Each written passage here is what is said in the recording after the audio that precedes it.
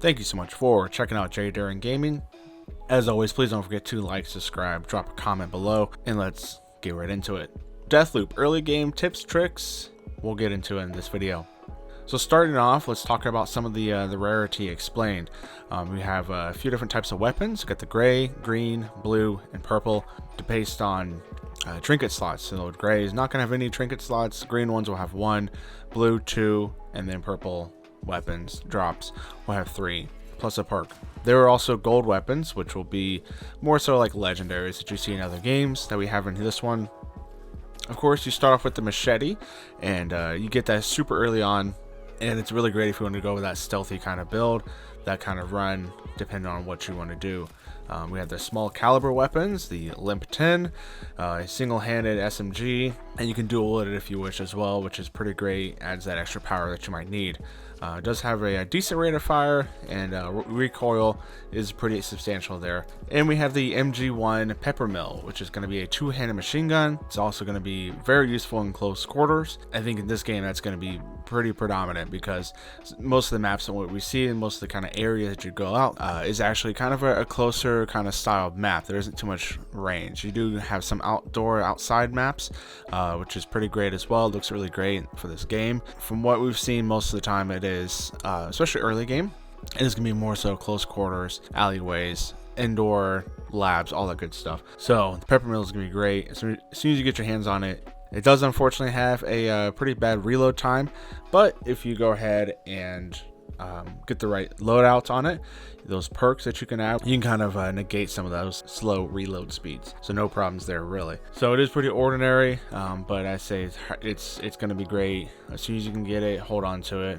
It's absolutely worth it. One of the basic kind of guns is the Tribunal, and it's a basic semi-automatic pistol. Dual wield it, go out throughout. It's the kind of every man's gun kind of thing. It's going to be helpful throughout. Early on, as soon as you get an upgrade, it will be worth it.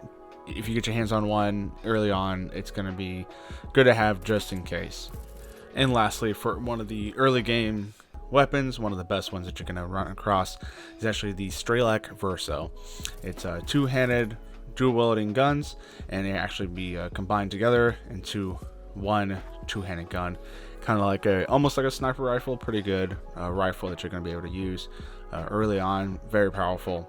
It is extremely rare. Like I mentioned, it's one of those gold weapons, so it's only going to show up at the complex at noon. If you want, I can go ahead and put together a video for that as well. Drop a comment and I'll go ahead and get on that one next. Of course, we also have the large caliber guns, which is going to be kind of like the shotguns, the sniper rifles, those kind of weapons.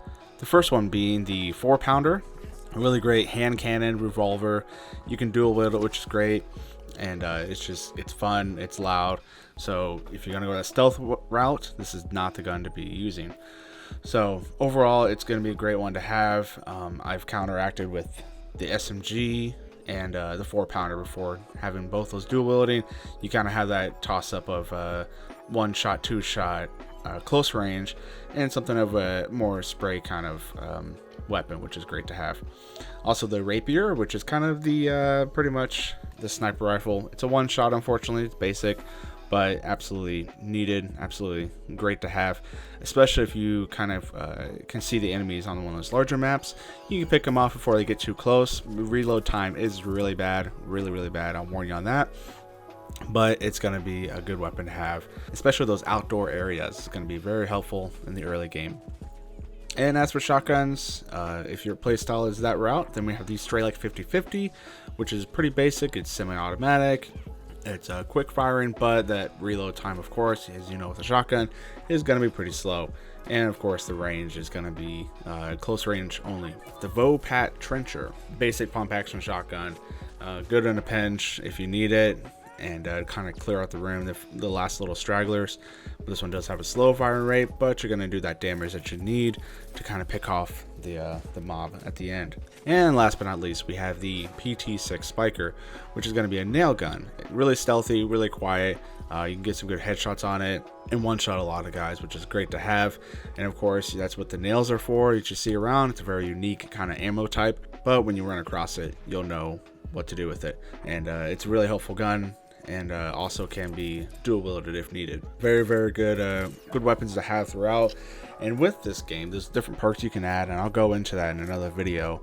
But we have those basic guns like I was talking about, and then there are some like the Stray, like I mentioned, the Verso, which is some of those more unique guns, the gold weapons that are going to be just in one spot throughout the map.